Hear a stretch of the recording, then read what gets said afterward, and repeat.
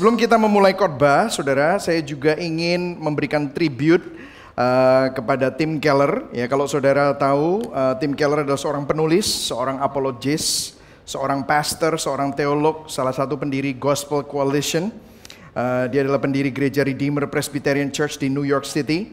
Dan dia juga adalah pendiri dari City to City. Ya, saudara, kalau saudara tahu, Gibeon adalah bagian dari City to City Network. Dan saya adalah network leader bagi Indonesia, ya saudara ya. Jadi Tim Keller is very dear to me. Kalau saudara perhatikan semua filosofi pelayanan yang ada di Gibeon Church dan semua gospel centeredness yang ada di Gibeon Church, saya bisa bilang mungkin 70%. Saya belajar banyak. Kalau ini perguruan silat ya saudara, dia adalah sefu saya gitu saudara ya. Jadi it's very dear to me. Saya benar-benar kehilangan. Tapi saya tahu pekerjaan dan legacy warisan imannya untuk gereja supaya gereja tetap berpusat pada Injil ini tetap continue on. Dan saya berdoa supaya melalui saudara semua, melalui Gibeon juga kita bisa terus mengumandangkan Injil sampai ke seluruh Indonesia. Yang setuju katakan amin. Amin. Nah, kita ada di dalam khotbah berseri eksposisi kitab Galatia, Standing Upon the Gospel of Grace, dan ini adalah minggu yang ke-17. Wow, udah 17 minggu saudara ya. 4 bulan lebih satu minggu ya saudara ya. Dan hari ini kita akan bicara tentang gospel ministry. Nah, saudara, kalau saudara lihat di gereja-gereja banyak sekali pelayanan dan banyak sekali model hamba Tuhan. Dan masalahnya yang perlu kita pertanyakan adalah apakah mereka itu menampilkan Injil dan sesuai Alkitab. Filosofi pelayanan itu penting. Bahkan mungkin sudah bilang, tapi kan saya bukan hamba Tuhan. Kenapa kita harus ngomongin pelayanan? Well, kita semua dipanggil sebagai hamba Tuhan, saudara. Kalau saudara seorang ibu rumah tangga, saudara adalah hamba Tuhan untuk anak-anak saudara dan rumah tangga saudara. Kalau saudara seorang pemilik perusahaan, saudara adalah hamba Tuhan di dalam perusahaan saudara. Kalau saudara seorang karyawan, seorang manajer, saudara adalah hamba Tuhan di perusahaan di mana saudara bekerja. Kalau saudara seorang orang yang kuliah, anak yang sekolah, saudara semua adalah hamba Tuhan. Namun, saudara ini menampilkan hamba Tuhan itu menampilkan Injil atau tidak.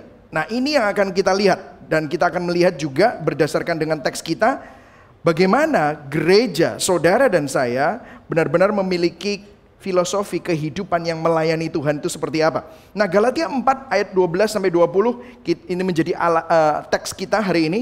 Dan kita akan baca sama-sama, saudara dan saya baca yang genap dan saya akan bacakan yang ganjil ya. Galatia 4 ayat 12. Kita akan mulai 1, 2, 3. Aku minta kepadamu saudara-saudara, jadilah sama seperti aku, sebab aku pun telah menjadi sama seperti kamu. Belum pernah aku alami sesuatu yang tidak baik daripadamu. Kamu tahu bahwa aku pertama kali telah memberitakan Injil kepadamu oleh karena aku sakit pada tubuhku. Ayat 14, sungguh pun demikian keadaan tubuhku itu yang merupakan pencobaan bagi kamu, namun kamu tidak menganggapnya sebagai sesuatu yang hina dan yang menjijikkan. Tetapi kamu telah menyambut aku sama seperti menyambut seorang malaikat Allah, malahan sama seperti menyambut Kristus Yesus sendiri. Betapa bahagianya kamu pada waktu itu, dan sekarang di manakah bahagiamu itu? Karena aku dapat bersaksi tentang kamu bahwa jika mungkin kamu telah mencungkil matamu dan memberikannya kepadaku. Ayat 16, apakah dengan mengatakan kebenaran kepadamu aku telah menjadi musuhmu? Mereka dengan giat berusaha untuk menarik kamu. Stop dulu ya, ini mereka itu adalah guru-guru palsu ya, Judaizer. Tetapi tidak dengan tulus hati, karena mereka mau mengucilkan kamu supaya kamu dengan giat mengikuti mereka. Ayat 18, memang baik kalau orang dengan giat berusaha menarik orang lain dalam perkara-perkara yang baik, asal pada setiap waktu dan bukan hanya bila aku ada di antaramu. Hai anak-anakku, karena kamu aku menderita sakit bersalin lagi, sampai rupa Kristus menjadi nyata di dalam kamu. Ayat 20, betapa rinduku untuk berada di antara kamu pada saat ini dan dapat berbicara dengan suara yang lain, karena aku telah habis akal menghadapi kamu. Berbahagialah orang yang mendengar firman Tuhan, memelihara dalam hatinya dan melakukan dalam hidupnya. Nah, saudara, kalau saudara perhatikan, saudara masih ingat, Rasul Paulus sedang membandingkan Injil dengan agama Injil plus. Ya, saya ingin mengulang sedikit saja 2 menit. Kalau saudara masih ingat, ada sekelompok orang yang percaya bahwa percaya Injil saja itu nggak cukup. Mereka adalah golongan Judaizer. Mereka memiliki paham Injil plus. Nah, Injil plus seperti apa? Saya ulang sebentar saja. Ini agama, urutan agama. Kamu percaya, oke baguslah kamu percaya. Tapi kamu harus taat dulu. Sebaik mungkin, baru nanti kamu diselamatkan. Nah, ini bukan Injil. Karena Paulus berkata begini, the gospel itu bukan seperti itu. Kalau kamu percaya, kamu bisa lahir baru itu karena kuasa Roh Kudus. Dan itu karena kasih karunia Tuhan. Oleh iman, salvation by grace alone through faith. Dan itu yang menyelamatkan kamu. Kamu dibenarkan, justification. Kamu selamat, kamu menerima. Itu semua karena anugerah. Dan itu yang memampukan kamu untuk taat sebagai buah dari keselamatan. Nah, dua hal ini adalah dua agama yang berbeda. Mungkin saudara bungkusnya bisa Kristen. Tetapi ini dua yang berbeda. Bahkan cara pandang kita. Akhirnya kalau saudara ikut yang ini, saudara akan cara pandangnya. Kalau saudara ibadah, itu transaksi untuk mendapatkan sesuatu dari Tuhan. Kalau saudara melayani Tuhan, itu transaksi untuk mendapatkan sesuatu dari Tuhan.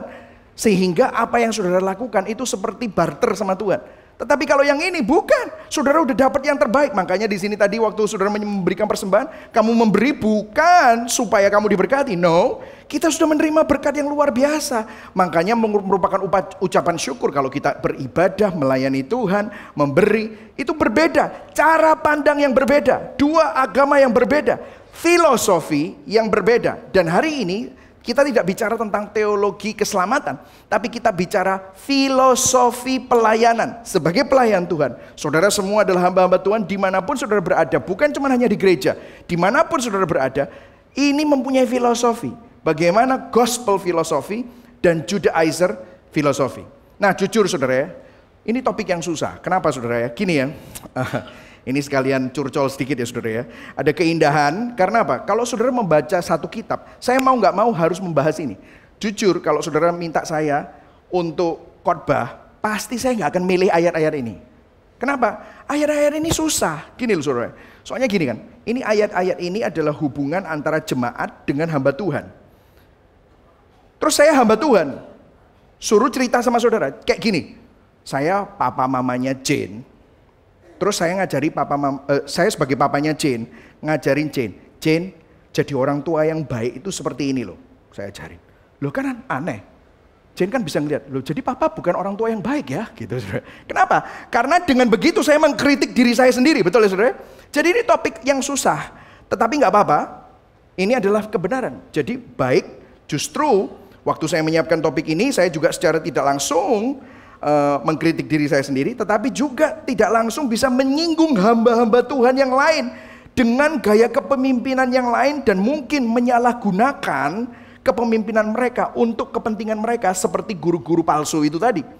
Jadi kalau saudara mendengar ya hal-hal yang mungkin seakan-akan saya nyindir, itu bukan maksud saya untuk menyindir. Hamba Tuhan, kalau Anda menonton ini di online ya, Anda jangan tersinggung karena ini adalah teksnya ya. Jadi kalau terdengar seperti itu bukan maksud saya sama sekali. Karena saudara akan melihat ternyata gereja ini pun, kepemimpinan kami pun masih banyak yang harus dibenahi. Saya nggak sempurna, saya adalah seorang gembala sidang yang penuh kelemahan dan ketidaksempurnaan. Saya perlu belajar, saya perlu minta maaf, saya perlu minta ampun, saya perlu diampuni, saya perlu berubah karakter saya. Karena kita semua masih ada di dalam proses itu. Jadi khotbah ini baik untuk kita semua. Nah, kalau saudara berpikir, aku kan bukan pemimpin. Well, saudara pemimpin dalam kapasitas Anda masing-masing. Di keluarga Anda pasti saudara memimpin seseorang. Kalau Anda ibu pasti memimpin anakmu. Kalau Anda suami pasti memimpin istri dan anak-anak. Tapi mungkin Anda memiliki teman yang ada di bawah kepemimpinan atau gereja yang toksik. Mungkin Anda bisa menolong mereka kalau Anda tahu tentang kebenaran ini, ya. Tapi yang pasti kita semua adalah hamba Tuhan. Jadi poin saya ada 3 hari ini ya. Yang pertama, bentuk dari filosofi pelayanan Injil. Yang kedua, kesempatan pelayanan Injil bahkan di dalam penderitaan. Dan yang terakhir, tujuan akhir dari pelayanan Injil itu seperti apa? Ya saudara, yang pertama, bentuk dari filosofi pelayanan Injil. Oke, yang siap untuk belajar katakan yes, yes. Oke, alright. Nah, ada yang menarik di sini, ayat 12. Ini menarik. Kenapa? Karena Rasul Paulus ngomong ini luar biasa. Kita baca yang biru. 1, 2, 3. Aku pun telah menjadi sama seperti kamu. Nah, jadi dia bilang gini, aku minta kepadamu saudara-saudara, jadilah sama seperti aku, sebab aku pun telah menjadi sama seperti kamu. I became like you. Apa yang dimaksud Paulus di sini? Ini menarik sekali, saudara. Ini filosofi pelayanan yang harus saya jelaskan kepada saudara, dan saudara akan melihatnya bagaimana gereja ini melakukannya, dan saya mau supaya saudara juga bisa menghidupinya di dalam kehidupan saudara sehari-hari. Ya. Nah, ada yang menarik di sini karena Rasul Paulus pernah mengatakan ini di 1 Korintus dengan lebih elaboratif, dengan lebih jelas. Dia bilang begini, 1 Korintus 9 ayat 20 sampai 22. Untuk menjangkau orang, untuk berelasi dengan orang yang berbeda dengan dia, dia berkata begini, demikianlah bagi orang Yahudi, aku menjadi apa? Seperti orang Yahudi. Supaya apa? Ayo baca sama-sama. Supaya aku memenangkan orang-orang Yahudi. Bagi orang-orang yang hidup di bawah hukum Taurat, aku menjadi seperti orang yang hidup di bawah hukum Taurat, sekalipun aku sendiri tidak hidup di bawah hukum Taurat. Supaya apa? Supaya aku dapat memenangkan mereka yang hidup di bawah hukum Taurat. Bagi orang-orang yang tidak hidup di bawah hukum Taurat, seperti orang-orang Yunani, ya, orang Romawi, aku menjadi seperti orang yang tidak hidup di bawah hukum Taurat. Tapi bukan berarti dia hidup dalam dosa. Bukan. Sekalipun aku tidak hidup di luar hukum Allah, dia masih hidup di dalam hukum Allah, tapi dia relate. Karena aku hidup di bawah hukum Kristus. Apa yang dia lakukan? Supaya tujuannya aku dapat memenangkan mereka yang tidak hidup di bawah hukum Taurat. Bagi orang-orang yang lemah, aku menjadi seperti orang yang lemah, supaya aku dapat menyelamatkan mereka yang lemah. Bagi semua orang aku telah menjadi segala-galanya, supaya aku sedapat mungkin memenangkan beberapa orang dari antara mereka. Wah, ini menarik, saudara. Saudara, saya masih ingat dulu waktu saya jadi youth pastor, saya harus mendalami hobinya anak-anak yang masih muda itu, senangannya main game gitu. Saya ikut main game sama mereka. Padahal waktu itu saya udah umur 30 something ya, saudara ya. Wah, saya orang paling tua main game sama mereka gitu ya, saudara ya. Kemudian saya main basket. Waduh, mereka lari. Saya udah ya, saudara ya.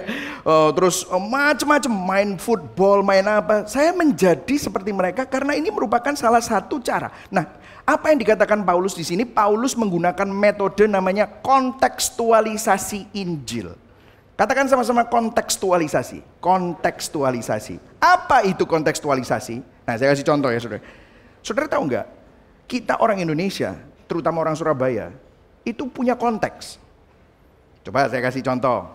Orang Surabaya ini gaya pakaiannya itu tersendiri loh, saudara. Saudara misalnya pergi ke luar negeri gitu ya.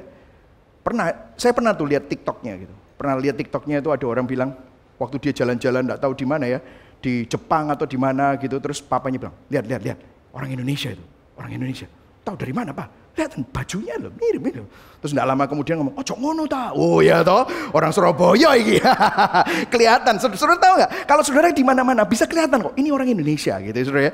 Konteks. Nah, saudara, kalau saudara perhatikan makanan kita, saudara bisa pergi ke Eropa, makanan di Itali, makan spaghetti, pizza, tapi saudara tetap aja kangen rawon, ya, kangen soto, kangen pecel. Kenapa, saudara? Itu konteks saudara. Jadi dalam hal apapun kita ini punya konteks. Nah, Alkitab juga dikontekstualisasi. Alkitab ada bahasa Jawa, bahasa Indonesia, Alkitab bahasa Batak Toba, Alkitab bahasa Madura. Jadi Alkitab pun dikontekstualisasi. Nah, Injil, kontekstualisasi Injil adalah upaya menerjemahkan Injil dengan suatu metode, bahasa dan cara yang dapat diterima dan dimengerti di dalam suatu konteks budaya tertentu. Ya, jadi kalau saudara perhatikan, kita semua ini punya konteks. Makanya kalau saudara perhatikan orang-orang yang datang ke Gibeon ini konteksnya sedikit berbeda dengan mungkin gereja lain. Kenapa? Karena kita mungkin diajak berpikir. Jadi orang-orang di sini itu yang senang mikir atau yang senang berapologetika atau mungkin yang senang pengajaran. Nah, itu kelihatan, itu konteks. Jadi konteks-konteks ini sangat penting. Nah, kontekstualisasi Injil ini kita perlu belajar. Nah, saya akan tunjukkan kepada Anda apa yang bukan kontekstualisasi Injil yang menjadi kecenderungan manusia. Begini, saudara. Saat manusia berkelompok, saat manusia bergereja atau punya komunitas, kalau tidak menggunakan lensa Injil ya, maka kecenderungan dosa yang ada di dalam kita dapat dimanifestasikan dalam cara kita bergereja, berkomunitas, dan berrelasi dengan orang lain atau berorganisasi. Saya kasih contoh. Ini yang bukan kontekstualisasi Injil ya. Ini kontekstualisasi. Masih ingat musuh Injil itu ada legalisme, liberalisme. Masih ingat saudara? Ya, legalisme itu pakai hukum, semua harus ada aturannya. Liberalisme terserah kamu. Kalau liberalisme bilang Tuhan itu kasih, tapi nggak ada kebenaran. Oh, kalau legalisme Tuhan itu teratur, tertib, wah kudus, tapi kurang kasih. Nah, kontekstualisasi juga begini. Nah, saya mulai dari yang liberalisme ya. Liberalisme seringkali kontekstualisasinya seperti ini, asimilasi. Jadi asimilasi ini ngomong gini, kita perlu mengerti mereka lah. Ya mereka memang orangnya seperti itu. Oh kita perlu mengerti lah anak-anak ini seperti apa. Anak-anak muda itu kan senangnya sekarang itu kan yang fun-fun gitu. Oh pakai game, oh ya makanya pakai lighting, oh panggil DJ ya, biar keren, ada door prize, ada game-game yang keren-keren. Bagus gak? Bagus. Tapi kalau tidak disertai dengan kebenaran, kita cuma hanya meniru cara sebuah budaya untuk memenuhi dambaan atas pergumulan eksistensial mereka, tetapi kita melarutkan Injil. Jadi seringkali kadang-kadang ya, sekarang itu untuk menjangkau anak-anak muda, gereja itu bisa dibuat seperti klub.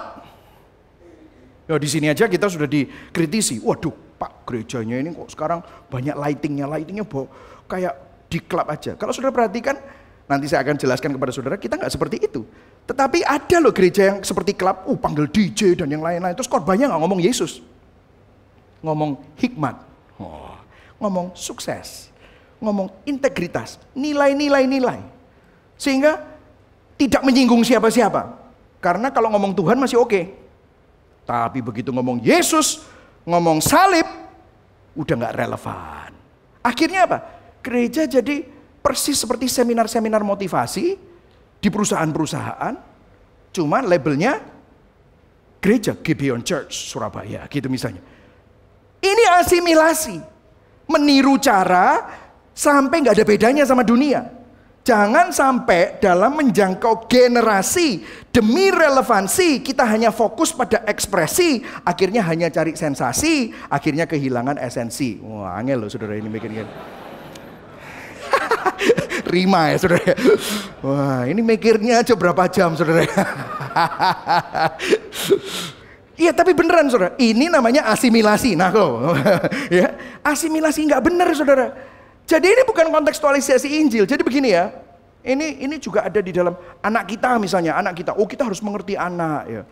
Loh kamu tanya sama anak umur 1 tahun, kamu mau makan apa? Lu tanyain gitu sama anak umur 1 tahun, pasti akan tanyanya apa? Ngomongnya apa? French fries, chicken nugget gitu ya. Nggak mau sayur, nggak mau. Ya sudah nggak apa-apa, nggak usah sayur, makan French fries. Coba saudara makanin itu terus, ya nggak sehat. Kita asimilasi sama orang itu tidak mendapatkan kebenaran, akhirnya sesat. Ngerti maksud saya? Nah, ini bukan kontekstualisasi Injil. Paulus jadi orang Romawi, tetapi orang Romawi dikasih kebenaran Injil supaya mereka menjadi seperti Kristus. Nah, Paulus sama orang Yunani. Orang Yunani dikasih kebenaran Injil supaya tidak jadi penyembah berhala, tetapi menjadi seperti Kristus. Paulus menjadi seperti orang Yahudi, tetapi orang Yahudi harus dikasih tahu supaya dia tidak hidup seperti hukum Taurat, tetapi dia melihat Injil. Tidak asimilasi. Nah, ekstrim satunya legalis, intimidasi. Wah, intimidasi. Menyerang cara sebuah kultur. Pokemon, setan. Coldplay, ayo siapa yang pesan? Nak kutuk kamu. Wah gitu saudara. Wah itu ya, wah lawan, diserang. Jadi semua itu setan, semua jahat. Yang paling benar nih gini. Aku. Pokoknya sesat, gak benar. Wah. Intimidasi. Tradisionalis. Mempertahankan tradisi. Menyerang cara dari sebuah kultur tanpa mempertimbangkan dambaan hati atas pergumulan eksistensial mereka. Saudara, sebuah generasi itu kalau ada sesuatu yang mereka tonjolkan, mereka tuh sebenarnya ingin sesuatu. Nah, tahukah saudara Injil menjawab itu? Tetapi kalau kita serang mereka, ya percuma, mereka nggak akan dapat poinnya. Gitu saudara ya. Jadi intimidasi ini, wah sangat mengerikan saudara. Akhirnya dia jadi gereja yang aneh. Jadi gereja nggak relevan sama sekali. Nggak nyambung. Injilnya sih kelihatannya ini, tapi nggak ada kasihnya sama sekali. Nah ini perlu berubah, saudara. Nah kontekstualisasi Injil adalah menunjukkan kepada sebuah kultur, budaya, konteks, sebuah generasi. Bagaimana Injil Kristus menjawab semua, memenuhi semua dambaan hati dan pergumulan eksistensial mereka. Jadi kalau saudara lihat ya, implikasinya besar. Kita nggak bisa di sini dan kita nggak bisa di situ, tetapi harus sama-sama Injil. Jadi orang yang liberalis, ya, orang yang liberalis kecenderungannya asimilasi, ngelayani, begitu ingin menyenangkan orang yang ingin dia jangkau sampai mengorbankan kebenaran dan kompromi demi supaya diterima. Akhirnya mereka menjadi sama dengan orang-orang yang mereka berusaha jangkau, nggak ada bedanya. Melarutkan kebenaran dan kompromi, sinkretisme. Ada orang yang berusaha untuk menjangkau sebuah suku, akhirnya ikutan juga penyembahan berhala. Tapi hari Minggu ke gereja, loh, win-win situation katanya gitu. Loh, ini bisnis tah, gitu, saudara. Win-win situation. Lu happy, gua happy. Lu ke gereja juga, gua juga happy. Ini tidak bisa, saudara. Nah, sedangkan orang yang memiliki kecenderungan legalis mengintimidasi, nggak boleh ini, nggak boleh itu, salah, harus begini, harus begitu. Nggak ada fleksibilitas, nggak ada kasih. Ini juga nggak benar. Saya kasih contoh dalam pelayanan. Berapa banyak saudara yang diberkati dengan worship team kita? Ya, kalau sudah diberkati berikan apresiasi, tepuk tangan saudara. Wah luar biasa ya saudara. Wah luar biasa. Saudara tahu tiap hari Jumat mereka tuh latihan. Mereka kalau latihan tuh mestinya jam 7, tapi ada call time-nya. 6:45 mereka udah pada datang semua. Siapin alat-alat, tuning segala macam. Saudara tahu dari hari Senin itu lagu sudah dikasih. Mereka udah tahu khotbahnya apa, katekismusnya apa, lagunya sudah dikasih. Partiturnya juga mereka udah bikin. Jadi mereka selama Senin sampai Kamis itu persiapan di rumah. Drumnya, partnya seperti apa, bassnya, gitarnya. Waktu datang di sini 85% sudah menguasai. Jadi waktu breng jalan, music directornya itu cuma sebentar. Habis itu singernya sama vokal coach ya di training untuk vokal. Habis itu barengan 1,5 jam sudah selesai. Orang yang mengamati dari gereja lain dia bilang, wih Pak, hebat ya, orangnya Bapak itu disiplin, luar biasa. Orang datang 1,5 jam sudah selesai. Kalau kita latihan musik bisa 4 jam Pak, kenapa? Lah orang datang nggak siap, baru tahu lagunya hari itu, baru cari kuncinya bareng-bareng hari itu. Terus habis itu senarnya pedot, harus ganti senar, gini-gini. Waduh, jadi lama gitu. Nah, kita akan terapkan Pak. Loh, akhirnya dia menerapkan cara disiplin. Terus dia kembali lagi 3 bulan lagi. Pak, gak iso Pak, ngamuk-ngamuk kabeh. Loh, gimana caranya kalau ada yang telat-telat gitu? Terus saya tanya, loh kamu kalau yang telat gimana? Saya skors Pak. Loh, di skors, iki mbok akan sekolah tah gitu. Kok di skors? Iya, saya bilang enggak usah pelayanan. Enggak ada yang mau pelayanan sekarang Pak. Ya enggak bisa gitu. Nah, saudara lihat, intimidasi. Telat, 6:46 ini, kok nggak ngerti, 6:45 call time. Awas loh ya, warning pertama.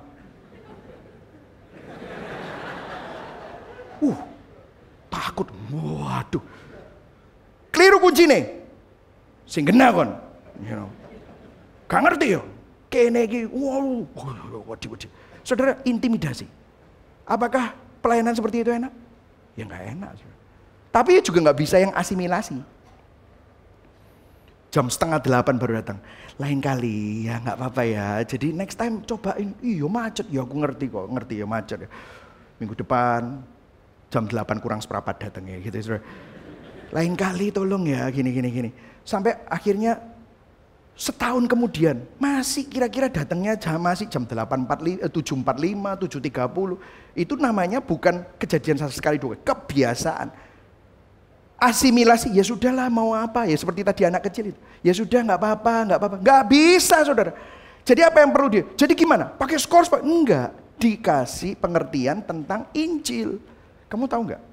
Kristus itu Tuhan, tapi dia Raja, mau jadi hina buat kita. Memberikan yang terbaik. Kamu habis ini akan melayani Tuhan.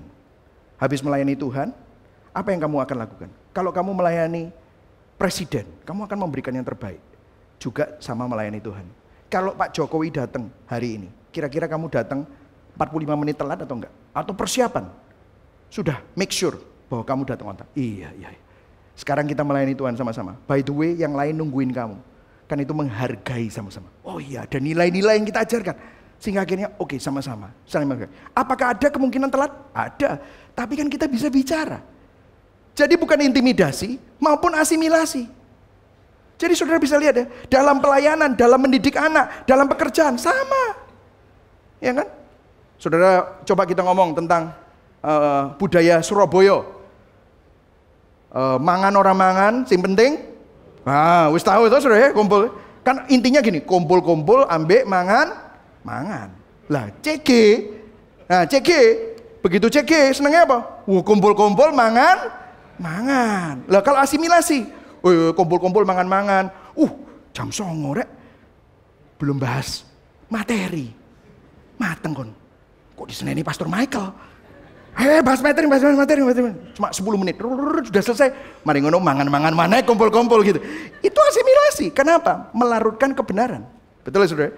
Tapi kalau intimidasi, woi jam 7 telat kabeh. Ayo sing genata. Ayo kita mau belajar Alkitab. Oke belajar ya. Wah, ya apa sih? Serius dong. Wedi kabeh. CG wedi kabeh. Ya gak bisa, saudara. Akhirnya apa? Gak bisa intimidasi dan asimilasi. Tapi dua-duanya. Kalau ada yang dablek, ya perlu diomongi. Gak bisa dibiarkan. Tetapi kalau ada yang butuh dikasih tahu, dikasih tahu. Tetapi dengan kasih. Itu namanya kontekstualisasi Injil. Saya kasih contoh soal ya, saudara. Contoh soal Injil dikontekstualisasi. Saudara tahu Matius itu ditulis untuk orang Yahudi. Makanya ada silsilahnya Yesus. Makanya banyak kutipan-kutipan dari Taurat. Tetapi Markus ditulis untuk orang Romawi. Gak ada silsilah, gak ada kutipan dari Torah. Yang ada adalah ini Tuhan loh, jadi manusia. Kenapa dia ngomong gitu? Karena orang Romawi taunya Zeus, Poseidon, Hercules. Ini Yesus. Tapi melayani. Kalau Zeus menuntut, Yesus melayani. Kontekstualisasi. Paulus juga kontekstualisasi. Saya kasih contoh ya. Ini secara cepat aja. Galatia 2 ayat 3-5 dan Kisah Para Rasul 16 ayat 1-3. Saya kasih contoh. Ini tentang sunat. Yang satu ngomong disunat, yang ini tidak perlu disunat. Kalau saudara baca dua-duanya, saudara bisa ngomong gini. Alkitab ini bertentangan. Paulus ngomongnya mencela-mencele. Titus disuruh tidak boleh sunat. Timotius disuruh sunat. Coba saya suruh baca aja ya. Kita baca Galatia 2 ayat 3-5. Kita udah pernah baca ini. Kendati pun Titus yang bersama-sama dengan aku adalah seorang Yunani. Namun ia tidak dipaksa untuk apa saudara? Menyunatkan diri. Ayat 5. Tetapi sekalipun kami tidak mau mundur dan tunduk kepada mereka. Agar kebenaran Injil dapat tinggal tetap pada kamu. Jadi Titus tidak boleh sunat untuk mempertahankan kebenaran Injil. Nah tapi kalau kita baca Kisah Para Rasul 16 ayat 1-3. Paulus bersama dengan seorang yang namanya Timotius. Ibunya Yahudi, papanya Yunani. Timotius dikenal sama orang. Paulus mau supaya dia menyertai dalam perjalanan. Paulus menyuruh apa saudara? Menyunatkan Timotius. Karena orang-orang Yahudi di daerah itu, sebab setiap orang tahu bahwa bapaknya orang Yunani. Loh kan aneh. Yang satu bilang sunat, yang satu bilang gak sunat. Wes Paulus iki mencela-mencela. No, dengerin saudara. Kalau saudara perhatikan di sini, ini masalahnya gini. Permasalahannya bukan sunat atau tidak sunat, tapi konteksnya. Di Galatia ada sekelompok guru palsu yang memaksakan sunat sebagai persyaratan keselamatan. Timotius dan Paulus beda, ingin memberitakan Injil kepada orang Yahudi yang belum percaya. Timotius meskipun dia mamanya orang Yahudi tapi papanya orang Yunani, orang tahu. Maka Paulus nyuruh Timotius sunato dulu. Biar kamu nggak ditolak sebelum memberitakan Injil. Sehingga keyunanian Timotius tidak menjadi batu sandungan. Nah, mulai nangkep ya saudara? Jadi ternyata metode itu bisa berubah-berubah. Saudara kalau saudara perhatikan lagu di Gibeon. Lagu di Gibeon itu ada lagu yang lama ku kagum hormat akan engkau. Langsung tante-tante ibu-ibu, wah angkat tangan. Iki lagu lawas iki aku kuangen, angkat tangan.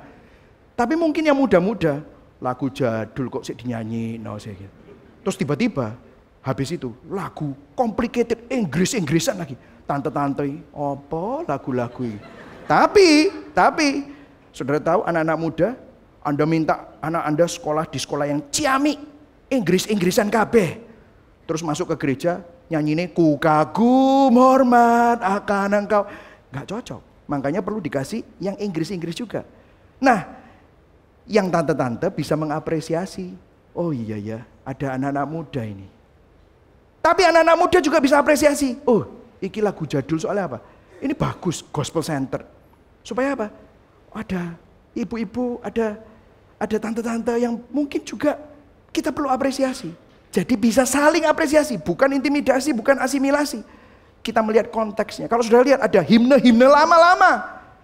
Kenapa? Karena banyak orang bekas reform, tradisi. Kalau jedang.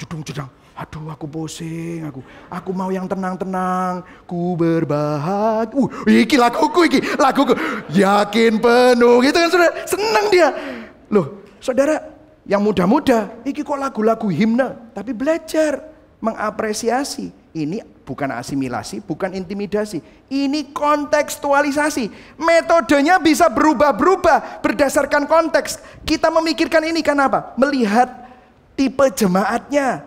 Tetapi teologinya, filosofinya tetap berakar di dalam Injil. Saudara lihat ini? Inilah yang dimaksudkan oleh Paulus. Saudara tahu penampilan saya? Dulu waktu pertama kali datang, gondol saudara. Jenggoten. Terus habis itu orang-orang lihat, pendeta nih. Di atas, di bawah, di atas. Saya dulu itu ya pakai celana pendek, sandal jepit, kaosan. Kaosan, saudara enggak pernah tahu toh kalau lengan pendek. Iki tatone akeh saudara. Gak seneng. Akhirnya apa? Saya pakai lengan panjang, cukur jenggot, tumbuhkan rambut. Supaya apa? Saya gak mau penampilan saya jadi batu sandungan buat saudara. Karena saya tahu orang Surabaya gak iso dikasih kayak gitu. Tapi dulu saya dari California. Nah kalau saya jas-jasan di California, kayak jas-jasan di Bali, gak cocok saudara. Itu tergantung konteks. Metodenya bisa berubah-berubah. Konteksnya tetap sama. Begitu juga dalam hidup saudara. Anak, istri, pelayanan. Kita perlu lihat konteksnya. Yang setuju katakan amin. Jadi konteks. Yang kedua. Habis itu dia bilang apa? Jadilah sama seperti aku. Aku telah menjadi sama seperti kamu. Jadilah sama seperti aku. Maksudnya apa? Ini bukan tentang kesombongan. Paulus hanya mengatakan, kalau Paulus ngomong gini, jadilah sama seperti aku. Be like me. Tanpa ngomong aku menjadi sama seperti kamu. Maka ini akan menjadi tanda kesombongan. Tapi Paulus tidak mendorong mereka untuk jadi hebat kayak aku. Enggak. Pinter kayak aku, bener kayak aku. Bukan itu. Tetapi Paulus menunjukkan contoh transparansi Injil. Kalau sudah perhatikan, Paulus itu tidak malu mengakui kelemahannya. Paulus bangga akan apa yang Kristus lakukan, bukan bangga terhadap pencapaiannya. Paulus itu otentik, tanpa topeng, tetapi tetap penuh kasih. Kalau dia tegur beneran. Bahkan Rasul Petrus dia tegur. Tapi habis itu dia tunjukkan bahwa dia juga nggak lebih baik. Makanya saya senang tuh sama Pak Yakub Tri, tulisannya di kaos yang pernah dibuat oleh Messenger. Dia bilang, kamu memang salah, tetapi aku belum tentu benar. Aku belum tentu benar. Jadi menunjukkan bahwa Paulus itu tidak malu mengakui kelemahannya. Hidupnya tergantung Kristus. Jadi be like me. Paulus mau ngomong, bergantunglah kepada Kristus seperti aku. Hiduplah berpusat kepada Injil seperti aku. Dengarkan saudara, orang berinjil tidak menunjukkan dirinya hebat dan sempurna. Tapi justru tidak malu untuk menunjukkan kelemahan dan ketidaksempurnaannya. Makanya di sini hashtagnya bukan tempat untuk orang sempurna, tetapi kita disempurnakan di dalam Kristus. Supaya apa? Di dalam Kristus. Supaya apa? Kecukupan Kristus semakin nampak dalam hidup kita. Saya juga gak sempurna, saya bisa bikin salah. Tetapi yang paling penting bagaimana saya ini mau berproses bersama-sama dengan Anda semua, dengan leader-leader, dengan para jemaat. Kita harus menunjukkan kepada dunia bagaimana hati kita ini diproses dan berubah karena Injil. Bagaimana kita menangani masalah, bagaimana kita menangani konflik, bagaimana kita menjalani hubungan, bagaimana perasaan kita yang marah itu bisa dikalibrasi. Sehingga mereka bisa melihat bahwa meskipun kita lemah, meskipun kita tidak sempurna, tetapi Kristus yang sempurna itu semakin bersinar melalui kehidupan saudara dan saya. Yang setuju katakan amin. Apakah hidup kita menampilkan Injil? Oke? Nah, yang kedua, kesempatan pelayanan Injil di dalam penderitaan. Coba kita baca ayat 13. Baca sama-sama. 1, 2, 3. Kamu tahu bahwa aku pertama kali telah memberitakan Injil kepadamu oleh karena aku sakit pada tubuhku. Saudara tahu nggak? Oh, ternyata Paulus itu nggak rencana pergi ke Galatia. Galatia itu nggak masuk di dalam itinerarinya, nggak. It's not in his itinerary, nggak ada. Kenapa? Dia ditur gara-gara apa? Sakit. Oh, ternyata dalam kesakitan Paulus ada rencana Tuhan. Ini kita bisa ambil pelajaran, saudara. Dengarkan, saudara. Saudara mungkin saat ini menghadapi pergumulan, masalah keuangan, masalah hubungan. Mungkin ada sakit penyakit dalam tubuhmu. Dengarkan ya, saudara. Itu Tuhan punya rencana yang lebih baik. Tuhan bisa campur tangan. What we see as life's disruption is actually God's divine intervention.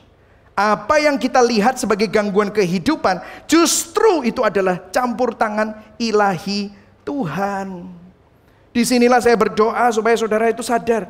Kalau saudara mengalami pergumulan, tantangan, jangan cepat-cepat marah sama Tuhan. Jangan cepat-cepat kecewa sama Tuhan.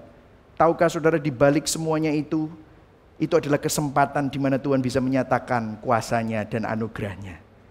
Terima, saudara, terima itu. Bahwa di balik semuanya itu ada kebaikan dan kemuliaan yang Tuhan sedang kerjakan. Kalau ada gesekan di dalam pelayanan, saudara tahu, di dalam pelayanan satu perasaannya halus, satu ngomongnya ceplas-ceplos, jeblas. Yang sini tersinggung, gitu ya. Yang satunya bilang lemot iki, gitu. Nah, sudah tahu ya, disinilah Tuhan sedang berproses sama kita. Kita diproses dalam pelayanan. Ini filosofi pelayanan, cara memandang, saudara. Jadi bukan tentang bagaimana kita yang paling benar, siapa yang salah, bukan. Kita sedang diproses di dalam Tuhan. Dalam CG, dalam ministry, dalam komunitas, dalam kerjaan, dalam keadaan yang sedang terjadi. Charles Spurgeon bilang begini, Tuhan mungkin mengizinkan kita mengalami musim-musim pergumulan untuk memperkaya jiwa kita, untuk memperdalam kebergantungan kita kepada Dia, dan mengajarkan kepada kita untuk percaya kepada kedaulatannya dan tangannya yang penuh kasih. Rasul Paulus pernah ngomong gini di 2 Korintus. Dia bicara tentang penyakit. Ternyata Rasul Paulus sakit, makanya dia ada di Galatia. Di 2 Korintus juga ada sakit lagi. Ayat 7, supaya aku jangan meninggikan diri karena pernyataan-pernyataan yang luar biasa itu, maka aku diberi suatu duri di dalam dagingku, yaitu seorang utusan iblis untuk menggocoh aku supaya aku jangan meninggikan diri. Tentang hal itu aku sudah 3 kali berseru kepada Tuhan supaya utusan iblis itu mundur daripadaku. Tetapi jawab Tuhan kepadaku, dengarkan, cukuplah kasih karuniaku bagimu, sebab justru dalam kelemahanlah kuasaku menjadi sempurna. Terima ini. Lihat. Sebab itu terlebih suka aku bermegah atas kelemahanku, supaya kuasa Kristus turun menaungi aku. Yang setuju katakan amin. Ini adalah sesuatu yang luar biasa. Saya katakan kemarin di kebaktian kenaikan online, terkadang Tuhan terlihat hadir, tapi kadang-kadang kok Tuhan gak hadir ya. Saat hal-hal buruk sedang terjadi, dengarkan, Tuhan gak pernah absen. Mungkin dia seakan-akan diam, tetapi Tuhan tidak pernah tinggal diam. Dia selalu bekerja. Perhatikan, kekalahan akhir dari kejahatan adalah kejahatan itu akan merusak dirinya sendiri dan mengalahkan dirinya sendiri dan menghasilkan kebaikan yang lebih besar di tangan Tuhan daripada yang akan terjadi apabila kejahatan itu tidak terjadi. Jadi kalau nggak ada pergumulan, mungkin kebaikan itu nggak akan pernah muncul dalam hidupmu. Berapa banyak dalam kehidupan kita, hidup kita ini justru kita bertobat pas lagi happy-happy. Jarang. Orang bertobat justru pas lagi mengalami pergumulan, masalah, tantangan. Di dalam tangan Tuhan, di dalam hidup orang yang percaya, bahkan hal yang buruk dan kejahatan pun akan menghasilkan kebaikan yang lebih besar daripada yang akan terjadi apabila kejahatan itu tidak terjadi. Saya memberikan tribute lagi kepada Tim Keller. Dia berkata begini di komentari Galatia. Dia bilang, Allah tidak berjanji untuk memberkati orang percaya dengan menghilangkan penderitaan, tetapi untuk memberkati orang percaya bahkan melalui penderitaan. Yesus menderita bukan agar kita tidak menderita, tetapi agar dalam penderitaan kita dimampukan menjadi seperti Yesus. Allah menggunakan penderitaan untuk membawa kebaikan bagi kita. Terkadang dengan mengizinkan kita menghadapi pergumulan. Penyakit Paulus membawanya memiliki banyak teman baru dan pelayanan yang berhasil di Galatia. Acap kali kebaikan yang Allah kerjakan adalah untuk membentuk karakter kita. Yang setuju katakan amin.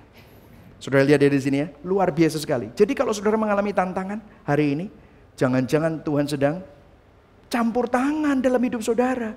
Jangan kecewa. Firman Tuhan berkata di Yohanes 16 ayat 33, di dalam dunia kamu pasti menderita. Gak bisa kita gak menderita.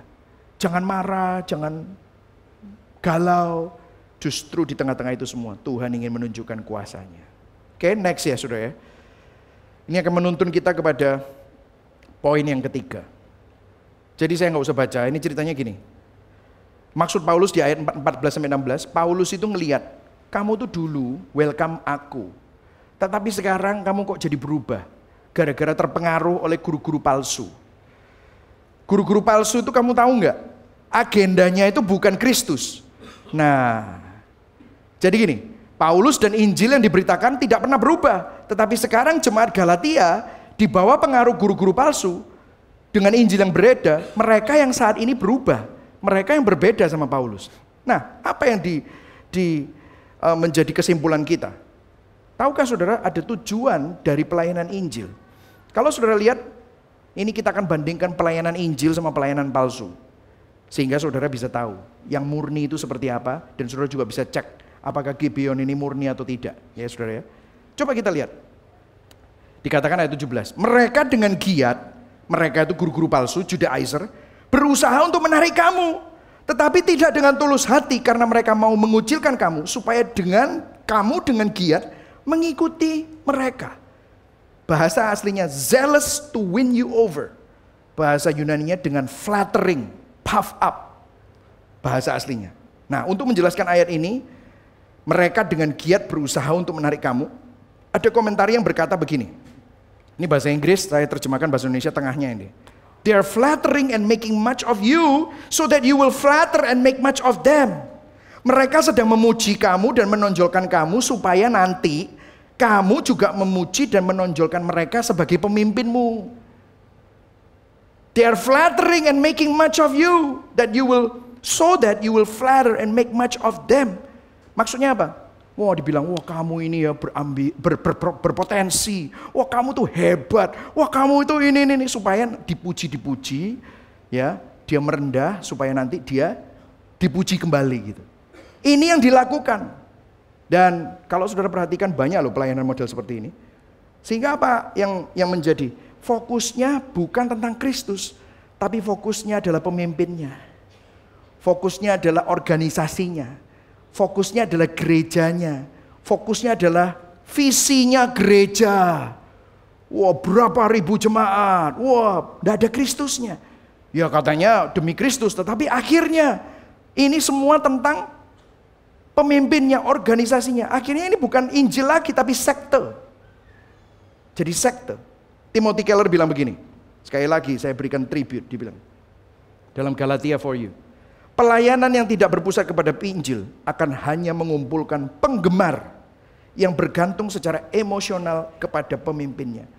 Pelayanan palsu tidak berfokus pada Kristus dan anugerahnya, melainkan kepada pemimpinnya, manusianya, dan perbuatannya. Pelayanan yang berpusat pada Injil akan membangun murid-murid yang memandang kepada salib dan beriman kepada Kristus saja, serta anugerahnya yang menyelamatkan. Saudara. Coba saudara lihat. Beda saudara.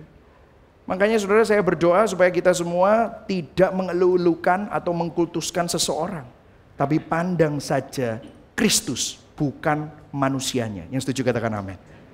Jadi kalau saudara bisa melihat sudah mulai kita terlalu fanatik sama seseorang.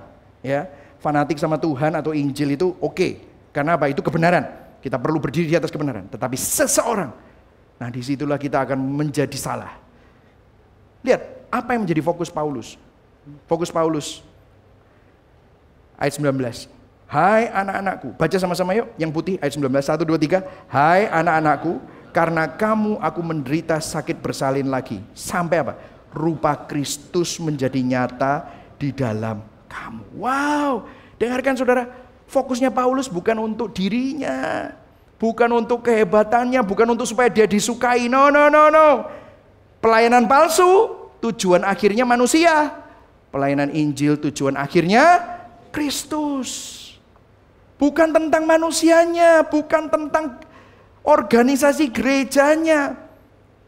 Konteks kita, bukan tentang Gibeon, bukan tentang saya, bukan tentang CG-nya, bukan tentang gedungnya, bukan.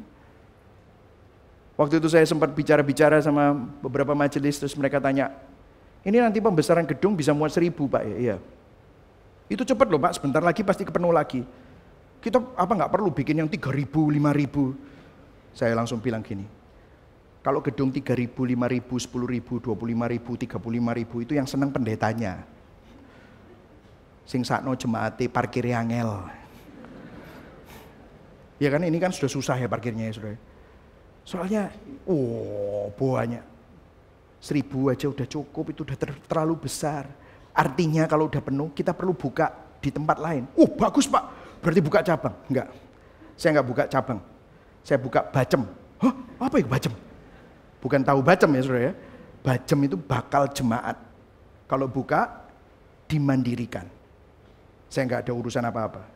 Karena begitu nanti buka cabang, franchise.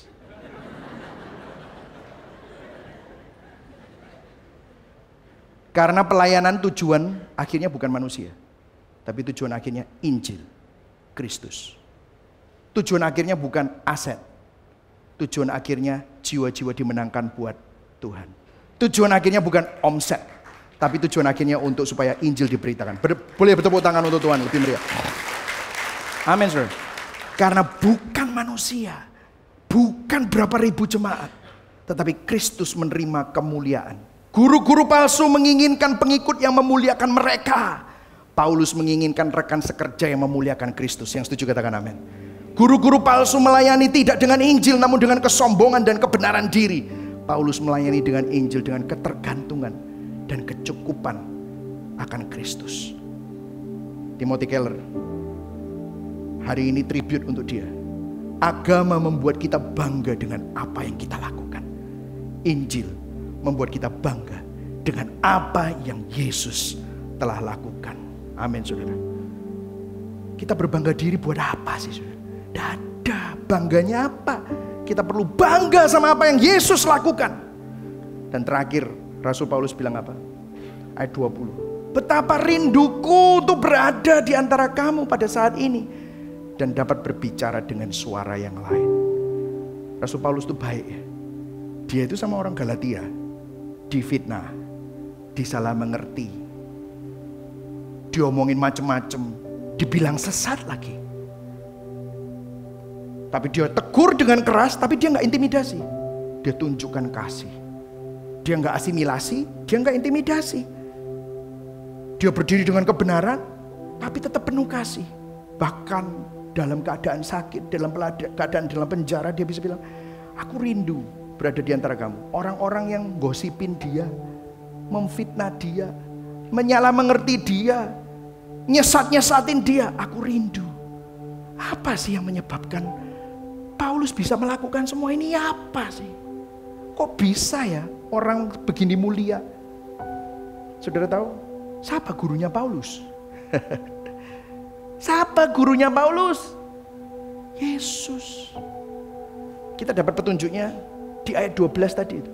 Yang pertama, aku telah menjadi sama seperti kamu. Saudara, kenapa Paulus bisa memiliki filosofi seperti ini?